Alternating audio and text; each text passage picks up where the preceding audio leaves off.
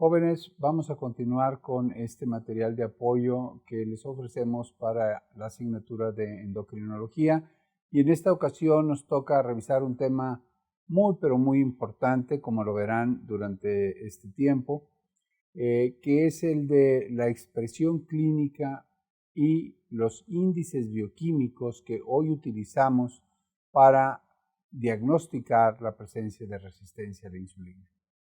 Como voy a tratar de llegar finalmente a una conclusión al terminar esta presentación, la resistencia a la insulina es indudablemente el real enemigo que debemos manejar en un grupo de enfermedades que integran el síndrome metabólico. Primeramente quisiera dedicar unos minutos a marcar claramente por qué estas enfermedades o cuáles de estas enfermedades son las enfermedades más importantes en el mundo. Y bueno, es importante señalar que estadísticas todavía muy recientes, de hace algunos cuantos años, ubican a la diabetes dentro de las primeras 10 causas de muerte en el mundo. Aquí lo podemos ver en octavo lugar a la diabetes como causa de mortalidad global y todavía podremos entender que la diabetes es una enfermedad que está coincidiendo junto con la enfermedad cardíaca isquémica y el accidente vascular cerebral, de tal forma que si sumáramos los tres, la enfermedad cardíaca isquémica, el accidente vascular cerebral y la diabetes, realmente esta enfermedad tendría un lugar mucho más alto como causa de mortalidad global. Si ahora revisamos ya no en todo el planeta, sino en los países de primer mundo, cuáles son las enfermedades más importantes, pues nos vamos a dar cuenta que nuevamente la diabetes junto con la enfermedad cardiovascular isquémica y el accidente vascular cerebral se ubican dentro de estas primeras enfermedades y realmente son las responsables de una gran cantidad de muertes en el mundo. Ahora, si creemos nosotros que esta enfermedad es una enfermedad que afecta fundamentalmente al primer mundo, nos daremos cuenta que cuando revisamos cuáles son las enfermedades más importantes en países en desarrollo, nuevamente la diabetes aparece en alrededor del octavo lugar, junto con la enfermedad vascular cardíaca y la enfermedad cerebrovascular. ¿Qué pasa en Latinoamérica? ¿Cuáles son las enfermedades más importantes? Dentro de los primeros 50 años de vida, las principales causas de muerte van relacionadas a accidentes y violencia, mientras que después de los 50 años de edad, veríamos nosotros como la diabetes y la enfermedad vascular coronaria constituyen nuevamente las causas más comunes de muerte en grupos de 5 años de edad hasta los 80 años de edad.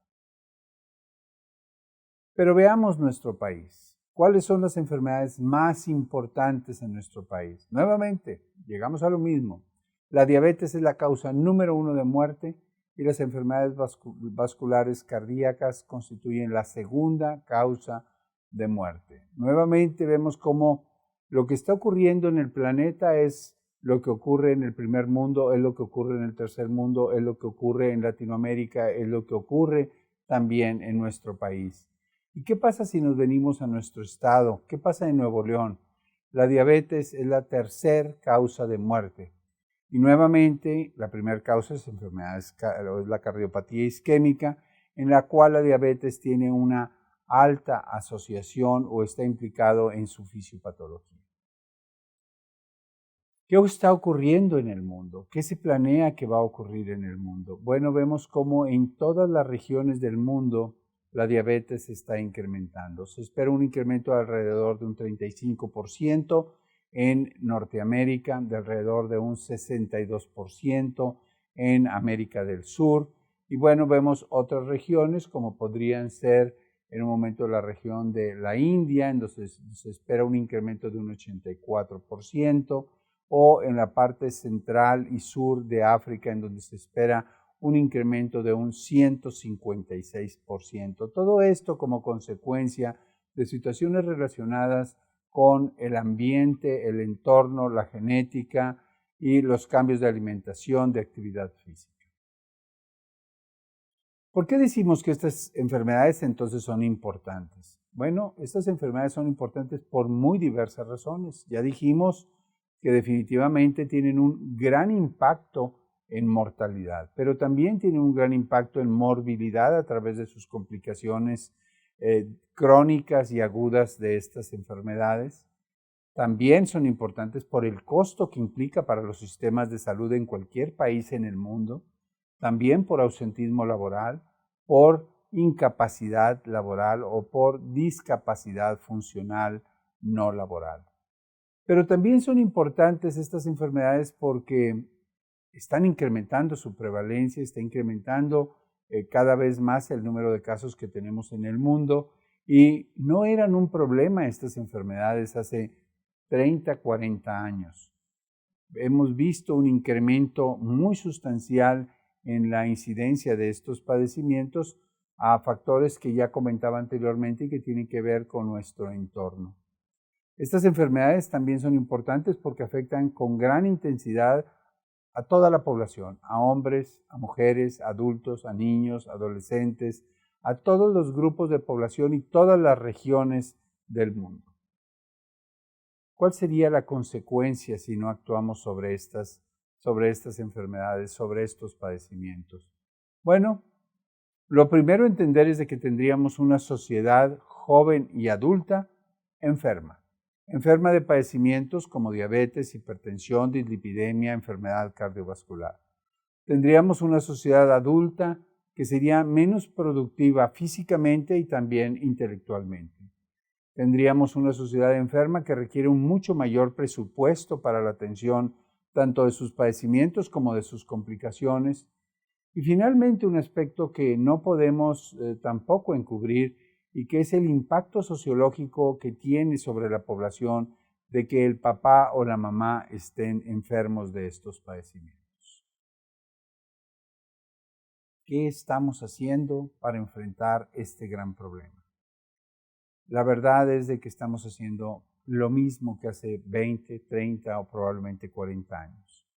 Hemos centrado el enfoque del tratamiento en el caso de la diabetes, la dislipidemia, la obesidad, la hipertensión, hasta el momento que la enfermedad está presente. Cuando la glucosa se eleva, cuando se eleva el colesterol, los triglicéridos, cuando ya tenemos la obesidad como un problema frente a nosotros, etc. Definitivamente que mientras esto sea la forma de abordar la enfermedad, estamos trabajando muy, pero muy tarde en la atención de estos pacientes. Vamos a tratar de hacer una analogía. Es como si dijéramos que en un caso de una tuberculosis pulmonar, nosotros empezáramos a trabajar hasta que el paciente tenga hemoptisis o hasta que el paciente en un momento dado tenga un daño pulmonar muy importante, habiendo negligido que meses o semanas atrás ya el paciente tenía algunos otros síntomas de ataque al estado general, fiebre, tos, pérdida de apetito, etc. Es lo mismo aquí. Estamos trabajando en la diabetes hasta el momento que ya la glucosa se eleva. No estamos trabajando en el momento en que se empieza a gestar la enfermedad. Y eso es lo que vamos a ver el día de hoy. ¿Por qué tenemos perdida la guerra? Porque sabemos perfectamente que de la población con diabetes, menos del 10% de ellos, un 7%, están controlados de la presión arterial, el colesterol y de la glucosa. El otro 90% están francamente descontrolados. Llevar a un control a esta población en este momento de la vida no ha sido una situación fácil en ninguna región del mundo. ¿Qué hemos conseguido en los últimos 15 años en programas de salud? Por otro lado, orientados a reducir el problema de la obesidad. No hemos conseguido gran cosa. Los pacientes reducen algo de peso, sin embargo, vuelven a ganar peso la mayoría de las veces. En el mejor de los casos, hemos conseguido controlar el crecimiento o el aumento de la obesidad en algunas regiones del planeta. Sin embargo, no hemos conseguido realmente cambios sustanciales en la prevalencia de estos padecimientos en ninguna región del planeta. Pero sabemos que en nuestro país, en México, en Monterrey, en Nuevo León, sabemos perfectamente que estos padecimientos son padecimientos muy importantes y que impactan fuertemente nuestros indicadores de salud. Vamos a hablar de algunos números sin tratar de preocuparse por memorizar estos números.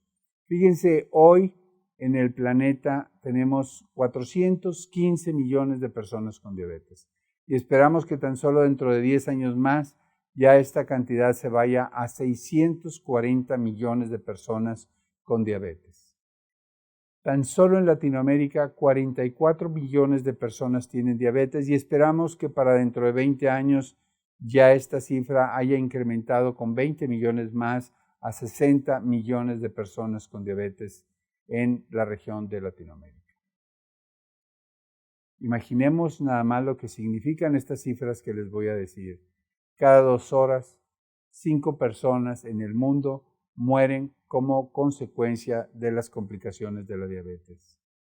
Cada hora se diagnostican 38 casos nuevos de diabetes. La mitad de las personas con diabetes desarrollan ceguera funcional.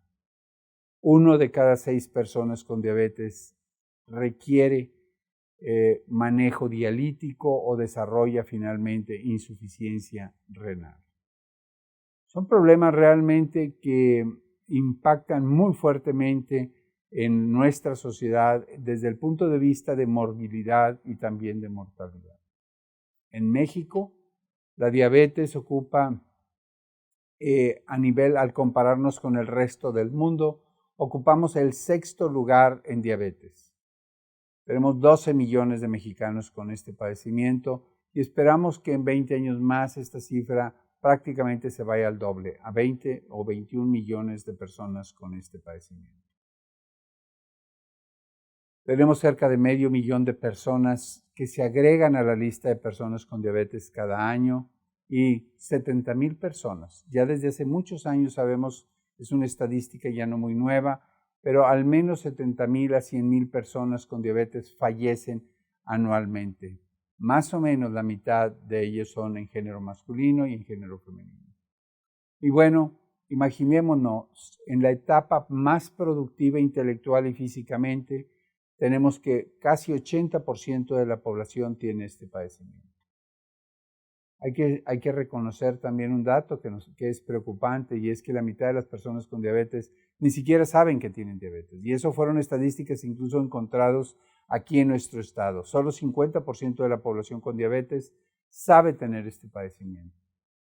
1 de cada 3 personas regiomontanas mayores de 30 años tiene este padecimiento. 1 de cada 3. Estamos hablando de un 33-34% de la población mayor de 30 años tiene este padecimiento. Y bueno, prácticamente 77 de cada 10 personas con adultos en nuestro estado tienen sobrepeso u obesidad. ¿Cuál es el problema? Que hasta el día de hoy hemos esperado a que el problema ocurra para empezarlo a manejar. A que la persona desarrolle obesidad para ayudarle a bajar de peso, a que desarrolle hiperglucemia para controlarlo. Eso en clínica lo llamamos inercia clínica, que es seguir haciendo lo mismo sin cuestionarnos lo que estamos haciendo cotidianamente. Mientras estemos trabajando en enfrentar estos padecimientos hasta que clínicamente es florida su manifestación, créanme que verdaderamente tenemos perdido la guerra. Estados Unidos gasta más de $1 trillón anualmente en atender la diabetes y esto se reduce en menos de un 0.5% de reducción en mortalidad en los norteamericanos. Esto que les presento en esta diapositiva es sumamente importante. En la parte superior pueden ver ustedes la glucosa y al día de hoy lo primero que nosotros utilizamos para diagnosticar la diabetes es la elevación de la glucosa. Y vemos claramente cómo la primera normalidad de laboratorio o en la glucosa es la elevación de la glucosa postprandial. Y algunos años después tenemos la elevación de la glucosa en ayuno o glucosa basal. Sabemos los criterios, o si no los van a ver durante el curso, cuando lleguemos a ver lo de clasificación y diagnóstico de diabetes tipo 2. Pero lo más importante es de que, y lo pueden ver en la parte de abajo de la diapositiva, que desde muchos años atrás del desarrollo de elevación de la glucosa en ayuno y postprandial, ya estaba presente una anormalidad fisiopatológica muy importante que se llama resistencia a la insulina. Resistencia a la insulina es la anormalidad fisiopatológica más temprana al día de hoy, la más temprana y la más importante en sujetos con diabetes tipo 2. ¿Qué significa resistencia a la insulina? Significa que el efecto fisiológico normal de la insulina no ocurre y que por consecuencia nuestro organismo, nuestras células beta del páncreas, tienen que aumentar su producción de insulina para conseguir el efecto que normalmente o fisiológicamente ocurre. Esa hiperinsulinemia compensatoria retrasa la elevación de la glucosa en ayuno y glucosa postprandial y está presente en nuestro organismo 5, 10, 15 o 20 años y algunos estudios que les voy a mostrar el día de hoy y que fueron realizados en nuestro servicio de endocrinología del Hospital Universitario demuestran claramente cómo la resistencia a la insulina está ya presente en fases tan tempranas como el primero y segundo año de vida. Bueno, vamos a hablar ahora de cómo esta resistencia a la insulina nosotros la podemos evaluar de dos formas. Uno es a través de pruebas de laboratorio, de lo que se llamaría índices bioquímicos de resistencia a la insulina, y otro es a través de hallazgos al examen físico o a través de ciertas pruebas de laboratorio. Dentro de los índices bioquímicos de resistencia a la insulina, aquí les presento 7 de ellos, sin embargo, sabemos perfectamente que hay más de 20 de ellos, todos tratando de encontrar ser muy sensibles, muy específicos, muy útiles para el médico para diagnosticar la resistencia a la insulina o para excluir la presencia de resistencia a la insulina. Hoy por hoy, el estándar de oro, la mejor prueba que hay para diagnosticar o excluir resistencia a la insulina es un método conocido como el CLAMP o pinza euglucémica hiperinsulinémica. Es una prueba muy sofisticada, muy costosa. En nuestro país se ha hecho aquí en nuestro hospital universitario como una prueba para ciertos estudios de investigación y se realiza en otro sitio en la Ciudad de México. Nada más a nivel de investigación, no tiene ninguna utilidad clínica práctica por su costo y su complejidad, pero es el estándar de oro, la mejor prueba diagnóstica para resistencia a la insulina. ¿En qué consiste esta prueba? Consiste en ver qué cantidad de insulina necesito yo para mantener la glucosa en la sangre en un cierto rango cuando está pasando una infusión de glucosa. Y dependiendo el grado de sensibilidad o de resistencia a la insulina de nuestro cuerpo, veremos nosotros cómo necesitamos más insulina para poder mantener la glucosa en cierto rango o menos insulina para mantenerla en cierto rango si es que somos muy sensibles a la insulina. Esa es la mejor prueba. Sin embargo, lamentablemente no puede ser utilizada en la práctica clínica y permanece algo limitado exclusivamente a investigación. Tenemos muchas otras pruebas de las cuales la más utilizada es el índice de HOMA o HOMA y que esta es una prueba en donde a través de la glucosa y la insulina en una fórmula que ahorita les voy a mostrar podemos nosotros indicar si el paciente tiene resistencia a la insulina. Es una prueba bastante sensible pero poco específica como ahorita se los voy a comentar. Está también el índice de Quickie, la prueba de Matsuda, el índice HOMA beta. Aquí hemos trabajado mucho con el índice de triglicéridos y glucosa y la relación glucosa-insulina. Aquí tenemos nosotros lo que es el índice de HOMA, es su fórmula para calcularlo es los niveles de insulina por los valores de glucosa en miligramos sobre 405. Ven claramente ustedes cómo tiene una buena sensibilidad, pero tiene una muy pobre especificidad. Hoy por hoy, indebidamente, se utiliza muchísimo en la ciudad para tratar de diagnosticar resistencia a la insulina. No es una prueba definitivamente en investigación que haya mostrado ser de utilidad. Tenemos la prueba de Matsuda, no voy a entrar en detalles, pero aquí está nuevamente su fórmula y su precisión diagnóstica, el índice TIG o triglicéridos glucosa y muchas pruebas más. La verdad es que hoy no tenemos una prueba de laboratorio o un índice bioquímico lo suficientemente útil para el médico para detectar oportunamente la presencia de resistencia a la insulina. Y es por eso que hace algunos cuantos años, profesores de nuestro servicio de endocrinología escribimos un documento, un documento de posición o un punto de vista sobre cómo realmente estamos perdiendo muchos años para intervenir en pacientes que tienen resistencia a la insulina y nos estamos esperando a que prácticamente explote el problema con la elevación de la glucosa para empezar su tratamiento. Y a este artículo le llamamos nosotros expresiones clínicas tempranas de resistencia a la insulina, el real enemigo a tratar o a mirar o a buscar. Empezamos este artículo señalando una condición que es muy probable que inclusive esté pasando en algunos de ustedes jóvenes y que plasmamos en una viñeta clínica sencilla de una joven de alrededor de 20 años de edad que tiene historia en su familia de personas con diabetes tipo 2 y de hipertensión, su mamá con diabetes, un par de familiares con hipertensión arterial y que hacía unos 2 o 3 años le habían dicho tener ovario poliquístico al ir a consultar por algunas irregularidades menstruales y que ella va al doctor porque se queja de que en los últimos 2 años ha aumentado 10 kilogramos de peso a pesar de inclusive estar cuidando su alimentación.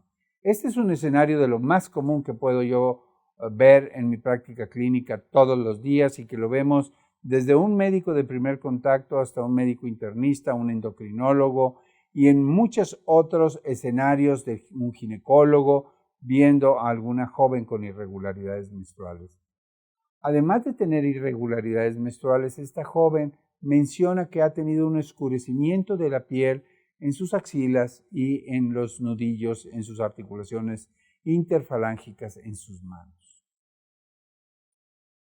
Al hacerle pruebas de laboratorio, su médico encuentra que su glucosa está en 82 y la hemoglobina glucosilada, que ustedes van a irse familiarizando cada vez más con ella en este curso, está en un 5%. La primera pregunta que le hacemos al mundo en este artículo es si esta joven de alrededor de 20 años de edad, ganando 10 kilos de peso, con historia familiar de diabetes, con ovario poliquístico y con acantosis nigricans que tiene 82 de glucosa y una hemoglobina glucosilada de 5, la primera pregunta es, ¿tiene diabetes? La respuesta es no. La siguiente pregunta, y que es la que nos abre el camino de oportunidad, es, ¿esta mujer que no tiene diabetes tiene hiperinsulinemia y resistencia a la insulina? Y obviamente la respuesta es sí, puesto que el ovario poliquístico y la acantosis nigricans, su ganancia progresiva de peso, estos 3 hallazgos son indicadores claros de que se está expresando una hiperinsulinemia compensatoria como consecuencia de tener resistencia a la insulina. Proponemos al mundo dejar de estar utilizando un tratamiento de estos padecimientos basado en la elevación de la glucosa y centrarnos en la resistencia a la insulina y proponemos que el término diabetes mellitus nos está dificultando y retrasando nuestra intervención y que deberíamos mejor utilizar o crear un nuevo nombre a una enfermedad que se llamara expresión clínica de la resistencia a la insulina o síndrome de resistencia a la insulina en expresión clínica y empezar su manejo. ¿Cuáles son? Ahora sí vamos a ver, ya vimos los marcadores bioquímicos, ahora vamos a revisar los marcadores clínicos de resistencia a la insulina. Desde hace alrededor de 30 años, los primeros estudios de la doctora Lobo, y quiero decirles que también el Hospital Universitario aquí en endocrinología, allá a inicios de los 90 fuimos los segundos en marcar como el ovario poliquístico no era una entidad ginecológica, sino una entidad metabólica que lo que estaba expresando era la presencia de resistencia a la insulina con hiperinsulinemia compensatoria. El ovario poliquístico hoy, en su gran mayoría de los casos, es un resultado de resistencia a la insulina e hiperinsulinemia compensatoria, en donde el exceso de insulina estimula al ovario a aumentar su producción de andrógenos y eso genera a su vez la presencia de quistes en el ovario, irregularidades menstruales, acné, exceso de vello facial o hirsutismo, etc. Obesidad, como lo vamos a ver, también es un dato de expresión anabólica de la resistencia a la insulina y su hiperinsulinemia compensatoria. Estudios que realizamos hace cerca de 10 años marcaron cómo el tener calvicie en una edad temprana definitivamente también es un marcador de resistencia a la insulina. Acantosis nigricans, el oscurecimiento de la piel en el cuello, la axila, en el codo, en los nudillos, en las manos, etc., indudablemente también es un marcador clínico en la inmensa mayoría de los casos de resistencia a la insulina e hiperinsulinemia compensatoria. Y recientemente, el hígado graso o la esteatohepatitis alcohólica involucra en su fisiopatología en un buen número de sus casos la presencia de resistencia a la insulina. Es un área nueva que merece el gran estudio, en donde hemos empezado a trabajar y en donde nosotros identificamos cómo la resistencia a la insulina seguramente va a guardar un papel importante en el desarrollo de este hígado graso, obesidad y todo este contexto de expresiones clínicas de resistencia a la insulina. ¿Cuál es el problema de estos marcadores de resistencia a la insulina? El ovario poliquístico se empieza a claramente expresar cercano a los 20 años de edad. La obesidad también. La calvicie entre los 20 y los 30.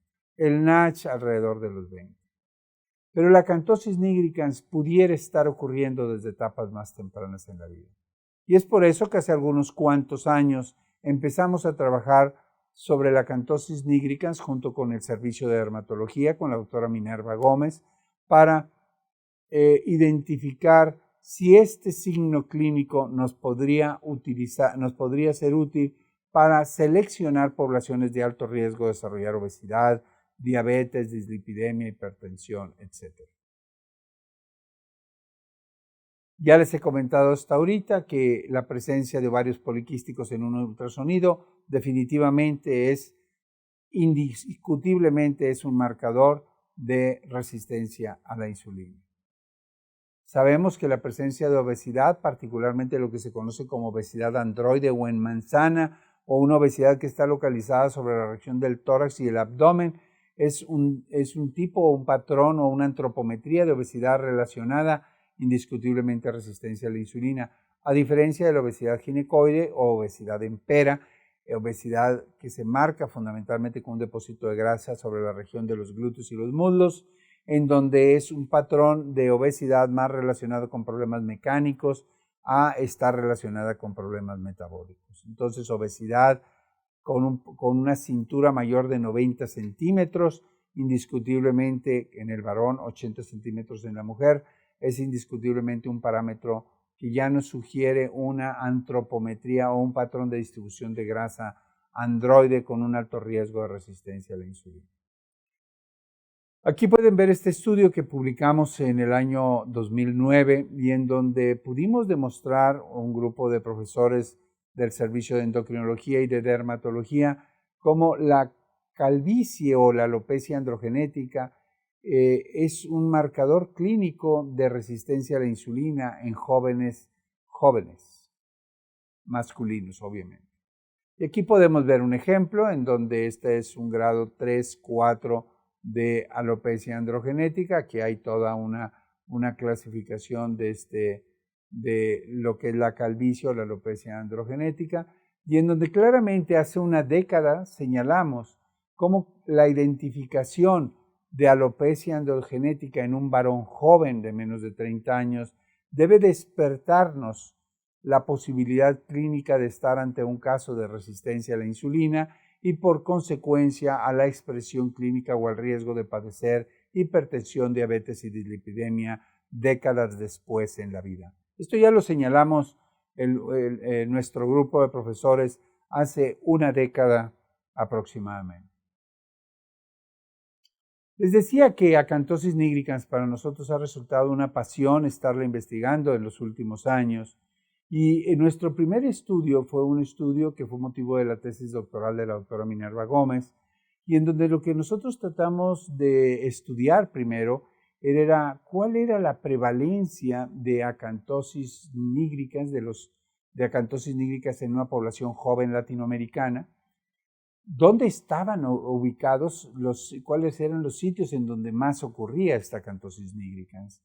Este estudio se realizó en cerca de 800 alumnos de primero y segundo año aquí de la Facultad de Medicina y encontramos nosotros claramente que, fíjense bien jóvenes, 50% de los alumnos estudiados, de los 800 alumnos estudiados, tenían acantosis nigricans y el sitio de mayor prevalencia era un sitio muy sencillo de examinar, un sitio que no necesito nada más que verte la mano para realmente saber si está presente, y en los nudillos era el sitio de mayor prevalencia o en que más frecuentemente ocurría la acantosis nigricans. Posteriormente hicimos un estudio para medir ahora si efectivamente estos jóvenes que tenían acantosis nigricans en los nudillos tenían cifras elevadas de insulina, y pudimos demostrar claramente cómo estos pacientes que tienen acantosis nigricans en los nudillos, jóvenes de alrededor de 18 o 20 años de edad, tienen definitivamente resistencia a la insulina. Así es que ahora sí podíamos decir con toda certeza que el identificar acantosis en los nudillos es igual a estar ante una persona que tiene resistencia a la insulina con hiperinsulinemia compensatoria. Luego dijimos, bueno, ¿qué pasa si nos vamos a etapas más tardías en la vida? ¿Qué pasa si nos vamos a los 30, 40, 50? Y estudiamos una población de sujetos normales de 30 años de edad o más. Estudiamos una población de personas con prediabetes, con diabetes y con 10 años de haber padecido diabetes. Y encontramos cómo en la medida que van pasando los años y que va apareciendo la diabetes o que incluso ya estamos manejando la diabetes, la hiperinsulinemia compensatoria, la capacidad de la reserva pancreática funcional para aumentar la producción de insulina se va deteriorando y confirmamos lo que ya se sabe, que es al momento del diagnóstico de la diabetes. Fíjense bien, jóvenes, lo que voy a decir es un dato bien importante. Al momento del diagnóstico de la diabetes ya se ha perdido 50% de la capacidad pancreática para producir insulina, o se está deteriorando la reserva pancreática funcional.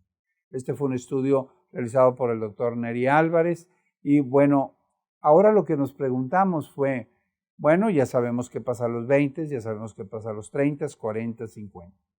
¿Qué pasa en épocas muy tempranas en la vida?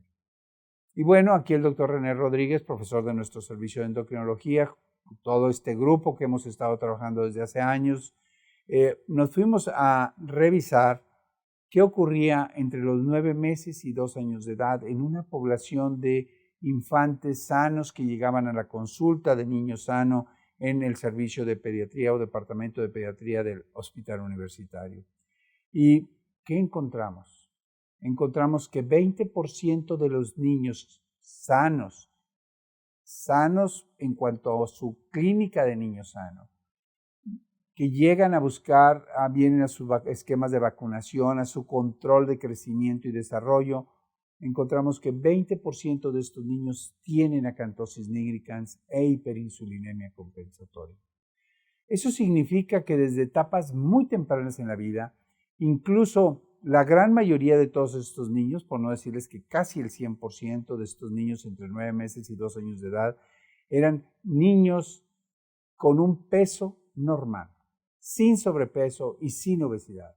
O sea que la resistencia a la insulina inclusive está presente desde antes de que se desarrolle la obesidad. Y eso es un dato muy interesante que le ha parecido muy interesante al mundo de los endocrinólogos.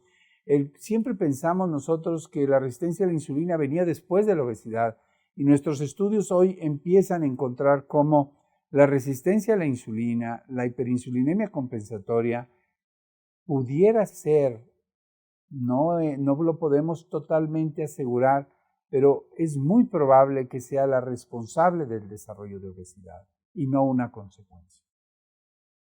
Aquí ven ustedes que es la acantosis nigricans en el cuello y esos pequeños fibromas que ven blandos o pequeñas verrugas que ven ustedes sobre el cuello, que también son un dato de resistencia a la insulina.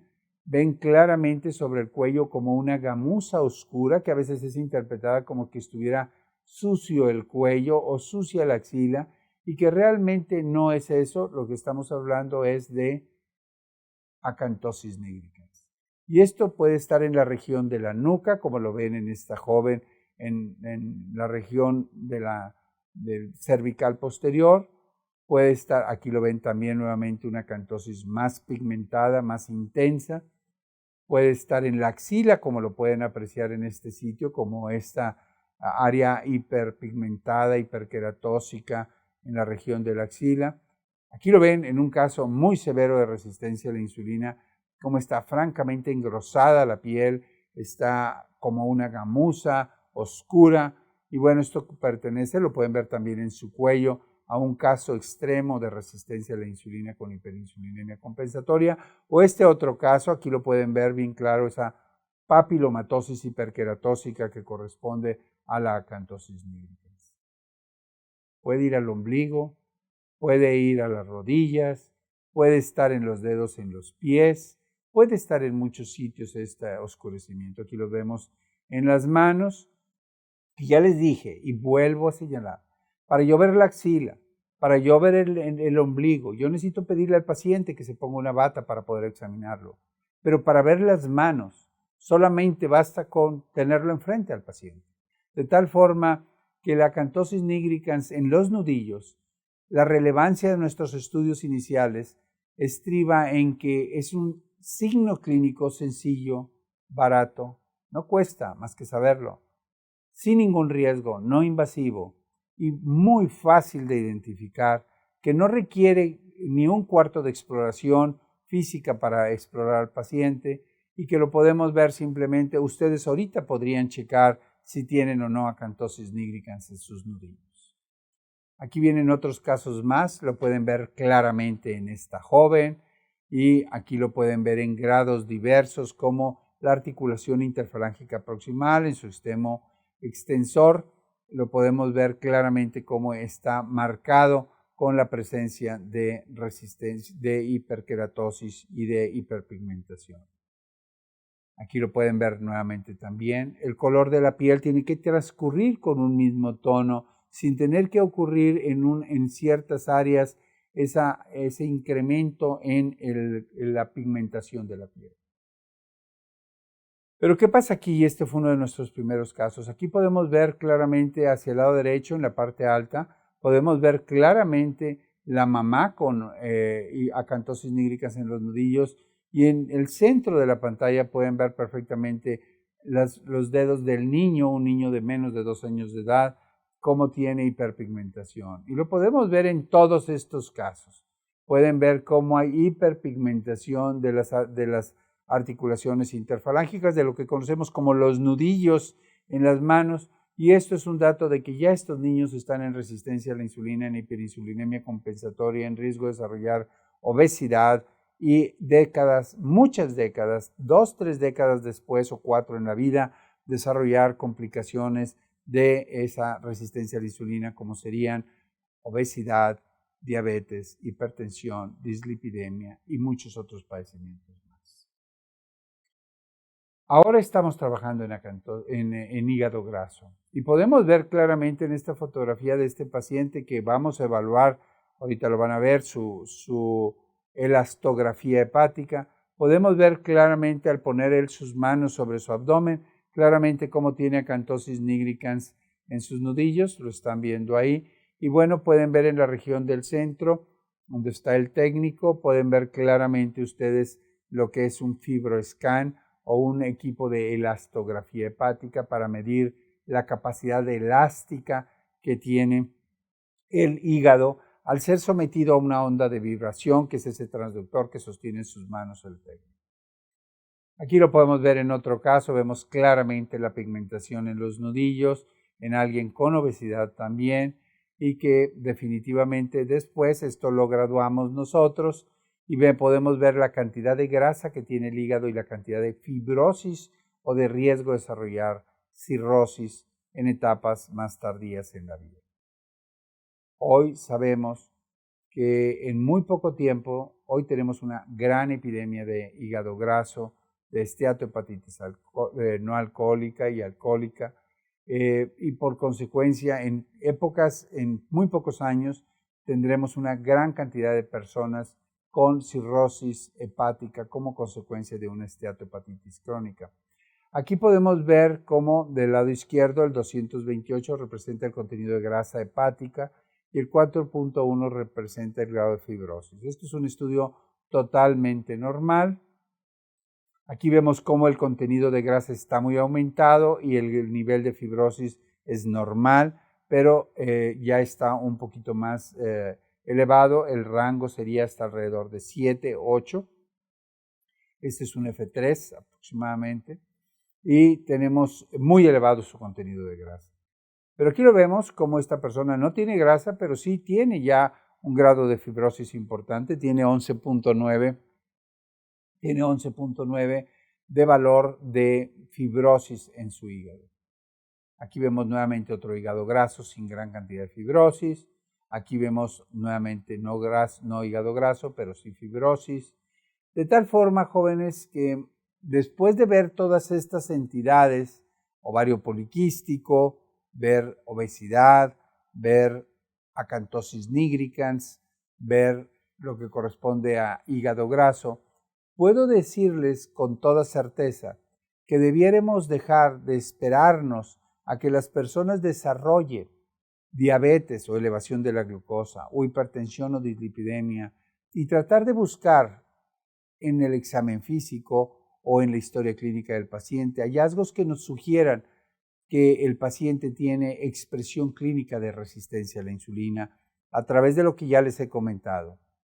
Ovario poliquístico, hígado graso, acantosis nigricans, obesidad, etc. De preferencia busquemos acantosis nigricans. Es el hallazgo clínico más temprano que va a ocurrir. No hay ninguno de estos hallazgos que ya a los 9 meses empiece a estar presente y eso nos permitiría diagnosticar estos padecimientos 40 años antes o 30 años antes. Por consecuencia, yo quisiera concluir leyendo este par de diapositivas en donde les diría que ante hallazgos clínicos de resistencia a la insulina no debemos esperar. Se debe iniciar indiscutiblemente una intervención no farmacológica sobre estilo de vida en cuestión de alimentación y de ejercicio y que sea realmente muy agresiva, que sea tan agresiva como ese escándalo que hacemos 40 años después cuando le diagnosticamos diabetes al paciente. Bueno, cuando diagnosticamos expresión clínica de resistencia a la insulina, debemos decir en ese momento o hacer ese escándalo que haremos 30, 40 años después. Solo así se ganará la batalla contra la obesidad, la diabetes, dislipidemia, etc. ¿Qué les puedo decir para concluir finalmente? Que hay muchas cosas todavía por investigar, muchas cosas y que seguramente estudios que ya estamos realizando en nuestro HU claramente nos llevarán definitivamente a las respuestas de muchas de las preguntas que tenemos que hacer sobre el valor de la dieta, del ejercicio, de todas estas intervenciones farmacológicas inclusive para manejar el problema de la expresión clínica de la resistencia a la insulina. Muchas gracias.